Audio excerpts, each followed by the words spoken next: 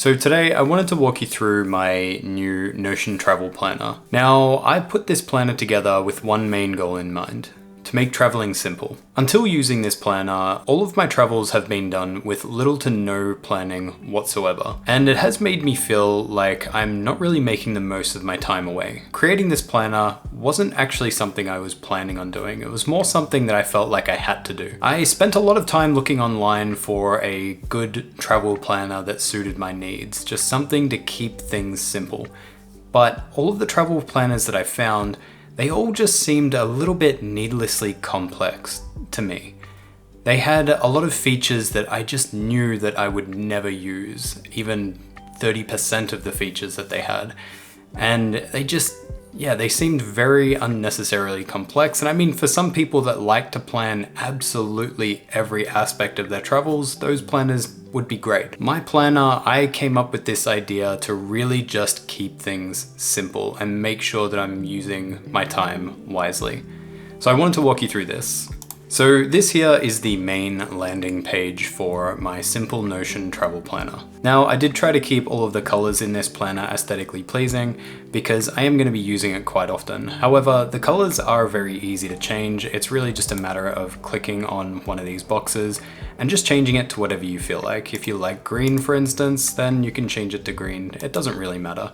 I personally just think that the brown actually looks quite nice. Now, on the left-hand side here, we have the main menu, which connects a lot of the pages together. And again, it's all just kept very simple. Then in the middle here, we have the main section, which is the section for all of the upcoming planned trips.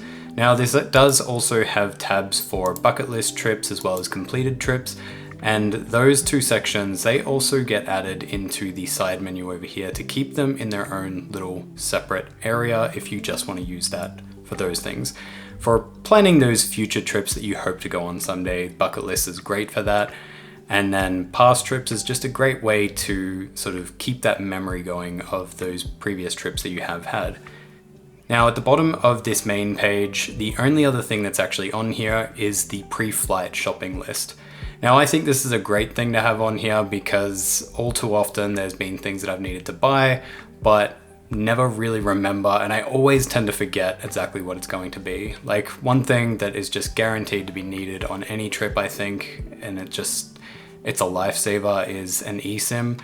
Traveling is quite expensive if you do roaming charges, so buying an eSIM is a great way to save money. So that's pretty much it that's on the actual landing page. As you can see, it's pretty simple. Now, I did want to just run you through how I actually use this template, because it'll kind of give you a good idea as to all the things that it has and all the things that it can do. So the first thing that you would do is you can click pretty much either the button here to plan your next trip, or you can just click new here or new over here as well. I just created this button just because I think it looks nice to have it there. Now, actually, one of the other reasons why I set up this Notion template in the way that I have is because not only do I want it to be able to do everything that I need it to do, but I also wanted it to look good on my phone, because it's really important that my phone can see and use all of the things that this template has, because when I'm away, I'm not going to have a tablet or a computer with me. I'm only going to have my phone. So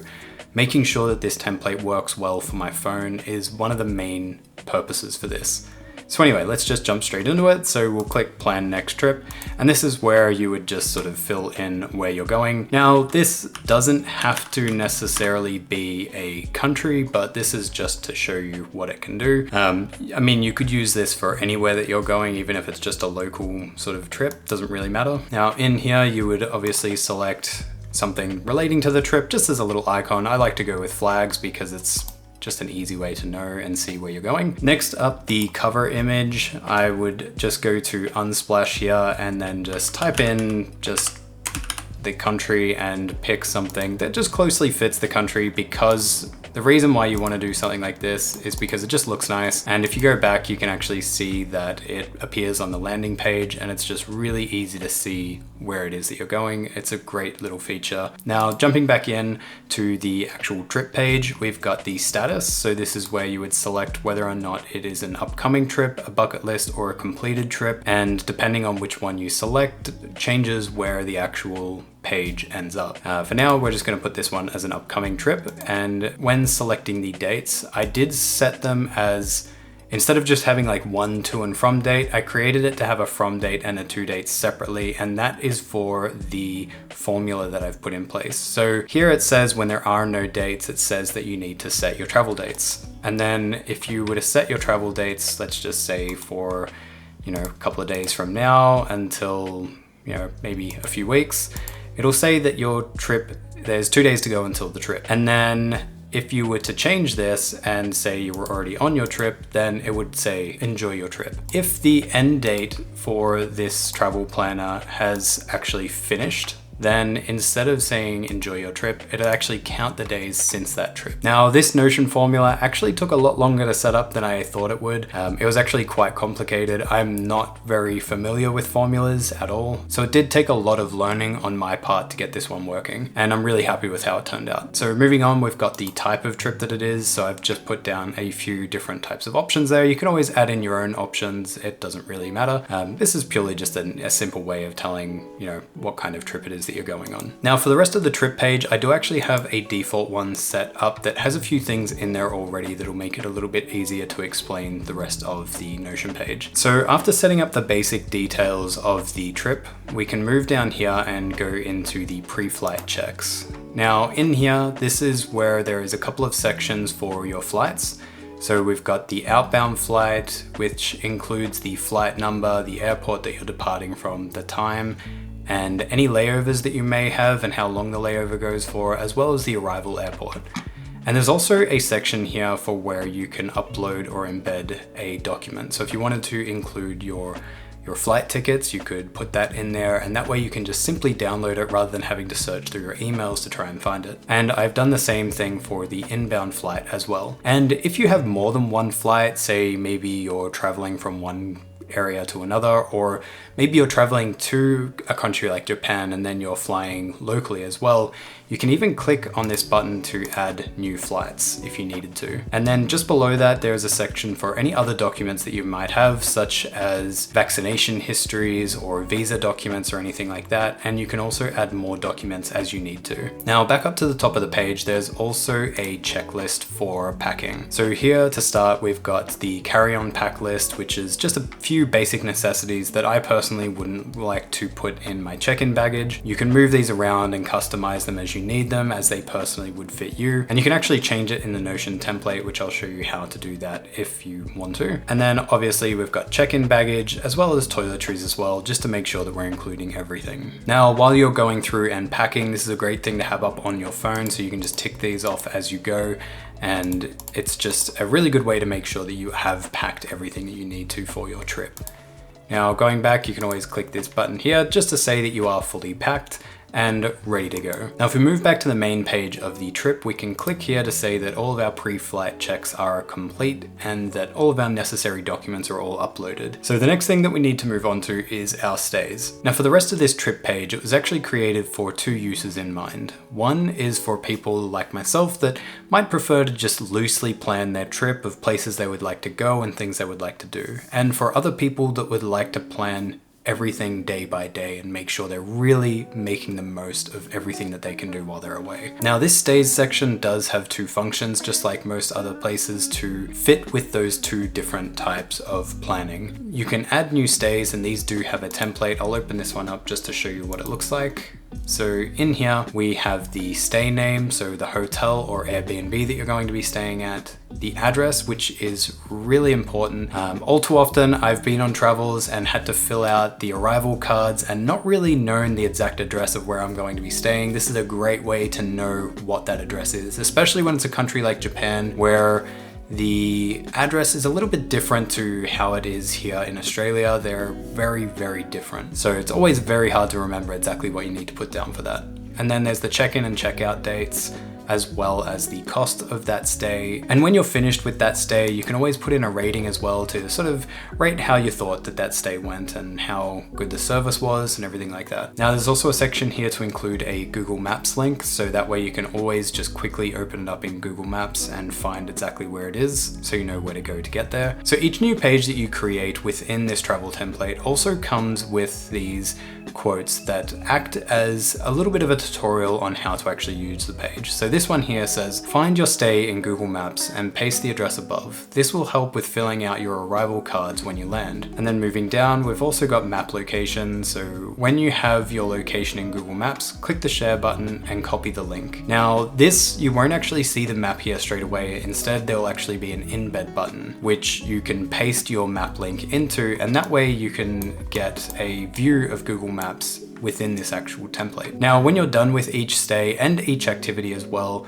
there's also a section here that you can fill out on how the stay was, how was the location, how was the service there, did this stay include any meals, and how was the food. And there's also a section right at the bottom here for where you can add photos. If it was a really nice stay, you might want to add some memories in here, and it's just a good way to sort of document everything. Now, the other function that these stays have is if you click on the timeline section here, it'll actually create a little bit of a calendar that shows you your dates for when you're going to arrive or when you start that stay, and then when that stay ends. Now, the good thing about this is the more stays that you have, you can make sure that they line up correctly. That way there's no blank days if you're staying at more than one location. So moving down, we have the itinerary list. Now, as I said, there's two main functions of every section within this trip page. So for someone like myself wanting to plan just general places that I want to go, what I've done for this one just to set it up is I've got just the country that I'm going to, as well as some of the different cities that I will be in. And in here, you can create different things that you want to do in each city.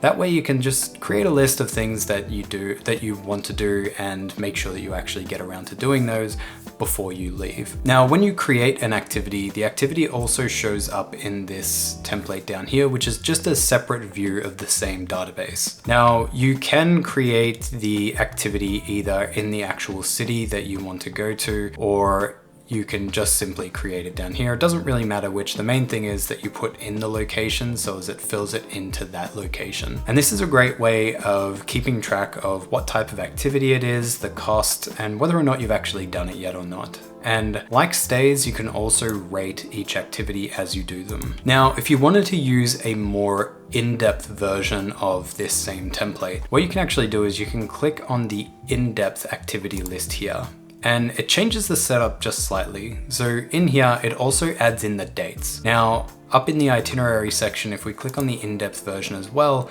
it creates a calendar version of it. Now, you can have this set on either a weekly calendar, or you could go up to here and change the layout to be on a monthly basis if you wanted to get a more broader view of how things look. I personally like the weekly one. I don't think I need to have it on monthly, but it is definitely an option. Now, with having this in-depth view of the weekly activity list, if you were a bit busy one week and you couldn't get around to all of your tasks, what you can actually do is you can just simply click these and move them into a separate day. I think it's great to have the template be able to fill two different roles, one for people who prefer an in-depth travel and others that just prefer a more simple, loosely planned sort of trip. I like to plan very loosely around what it is that I want to do because I like to do things on a whim. Now, moving on to the bottom of this template, you can see that there is a budget section. So in here, you can pretty much just add any items that you may need to. These are just a few basic things that I feel every trip would need to include. So this allows you to see how much it is that you have planned to try and spend on each trip and what the actual cost ended up being, to see, just get a rough idea as to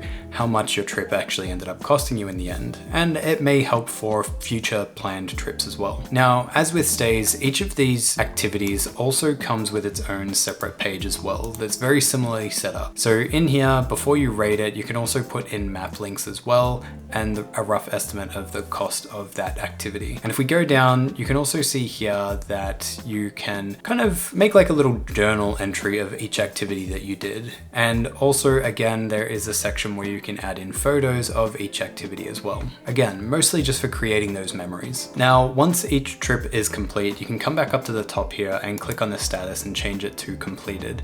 And this will move the trip into the past travels. Now, being that you may have added photos for sort of creating those memories throughout your trip, this is a great area to come back and really look at all those trips that you had and maybe see all the things that you did and maybe plan new things to do for future trips that you might have to the same place. Now, one other thing that I did want to just quickly show you is that all of the templates in this Notion template can actually be customized. If you click on the down arrow next to new on any database, you can click the 3 dots here and then click edit, and it will show you the basic default template of every single page, whether it be for the stays, the itinerary, or anything like that. You can open them all up and have a little bit of a look around and customize these as you need to. As you can see, for itinerary, for instance, this shows up just with the general country name and each location that you're going to be going to. But when you create a new trip, you can change these within that specific trip. But if you wanted to change the actual layout as a whole, you could do that through here. Then we've got the bucket list section. Now, this is obviously self-explanatory. This is where you would just come to plan those trips that you hope to take someday. Now, the 2 journal pages, these are actually pages that I've set up and I've put here so as they appear right at the top of the phone application. Now, this is just a way so you can actually create a journal entry for each day that you are away. And as you can see here, so it's just got a few pre-filled questions for where did you go, what was the highlight of the day, and did you learn anything new? And also, again, there's another section where you can add in some photos for documenting those memories. Now, when you create a journal entry here, they will also show up in a list of journal entries below, so you can easily track these journal entries. And just like with the trips page, there's also a database here that calculates how many days it's been since your journal entry. So next up we have the food journal page. Now this is actually very similar to the travel journal, it's just obviously for food. So in here you can create a new food entry if you've been out and you've had a really great meal and you want to sort of create that memory of it, or even document it in case you're ever going back to that location and you want to sort of just remember the things that you had that were really good, or even recommend them to people. So you can come in here and right at the top here, we would put in the name of the dish, the location, so you could put in the address or just the store name, the country or place that you were at when you had the dish. Now with this, they are just a select option, so you would have to create them as you go. The date that you had it, which again also has a formula to count the days it's been since you actually went to that location. The cost, the rating, you can add in a photo so as it will appear on the main page here. And then in here, there is just very similar questions as to the ones that were on the travel journal page, and also an area where you can add in even more photos if there was other things that you had while you were there and you wanted to sort of create those memories of all of those things. And that's pretty much it. As you can see, it's a very, very simple travel planner, one created for the main goal in mind, which was again, just to make travel simple. I feel like having a much simpler travel planner like this has benefited me a lot more.